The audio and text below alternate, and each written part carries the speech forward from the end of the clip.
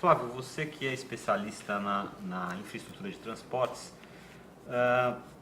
torcedor chega, aeroporto, aeroporto-hotel, hotel-estádio. Como é que você avalia o estágio nessas 12 cidades? Logicamente a gente não vai detalhar cada uma delas, mas de maneira geral, de uma maneira ampla, como você avalia a questão da infraestrutura de transporte para fazer esse processo aeroporto, hotel, estádio?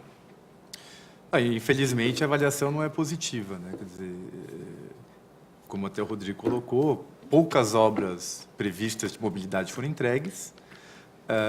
E aí eu volto a um problema histórico, aí um déficit, uma dívida de infraestrutura que temos, que não precisa ter o evento Copa, mas no dia a dia nosso já temos uma dificuldade hoje de mobilidade, de deslocamento, seja nas grandes metrópoles, seja nas médias cidades já do interior do país, e que congestionamentos já são frequentes, né?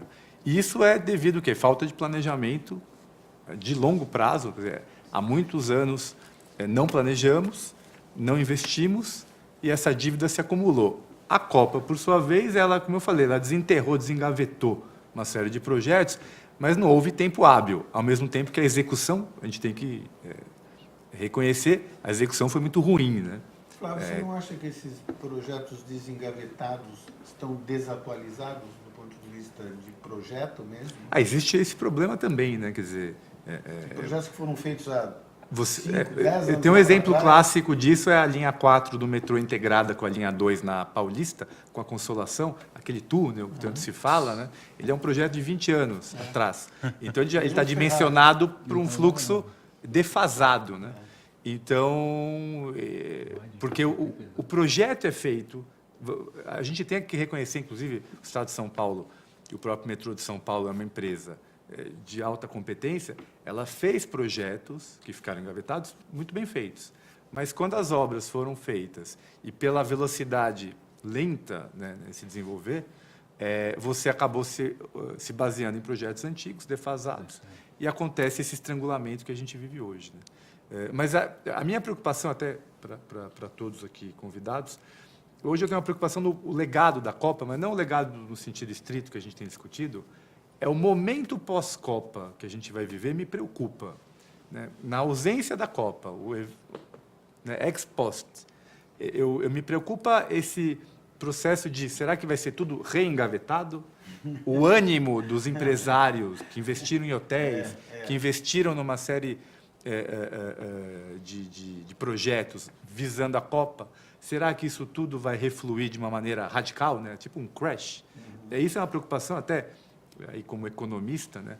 No próprio mercado financeiro, mercado imobiliário, né? Esse na boca do povo, nos últimos 3, 4 anos, não, até a Copa vai subir o preço dos imóveis, mas após a Copa cai. Então, esse tipo de coisa preocupa do ponto de vista macroeconômico, porque você pode ter um movimento de retração, né, de investimentos, do ânimo, né, para investir, que é muito ruim. E a gente já vive um momento econômico já de incerteza e que o investimento já retraiu. Então, você pode ter um adicional de retração que não será saudável para o país. Então, eu acho que é isso, a sociedade, o governo, tem que construir aí um acordo, né, um consenso, para fazer o país continuar rodando. E, como eu falei, o legado vamos continuar com os projetos, né? Eu acho que e não olhar mais só a Copa. Claro, eu acho que essa questão, com relação ao planejamento, tem uma questão que eu costumo dizer o seguinte, também, que fica bem claro a questão que, por onde erramos o planejamento e onde a coisa deu errado e pode dar errado durante a Copa, né? O fato de termos tirado do papel aí 35 obras de mobilidade urbana fizeram com que algumas cidades se transformassem em canteiros de obra. O que acontece? Nós teremos esse canteiro de obra e os transtornos que são causados naturalmente por um canteiro de obras justamente no período que a gente está recebendo o nosso visitante. É como se a gente fosse fazer uma festa em casa, fosse fazer a reforma em casa e a gente, na hora que os convidados chegam, na verdade a reforma está toda preparada. É claro, vai ser bom para mim como legado, mas eu não vou poder usufruir daquele benefício que o resultado da obra me traria, né? Então, eu acho que esse talvez seja também um grande problema. Durante a Copa, eu concordo. Eu acho que o pós-Copa é justamente isso. O governo federal já disse que as obras que não forem concluídas entram no PAC 3, né? Só que o PAC 1 e o PAC 2 ainda não foram acabaram. entregues.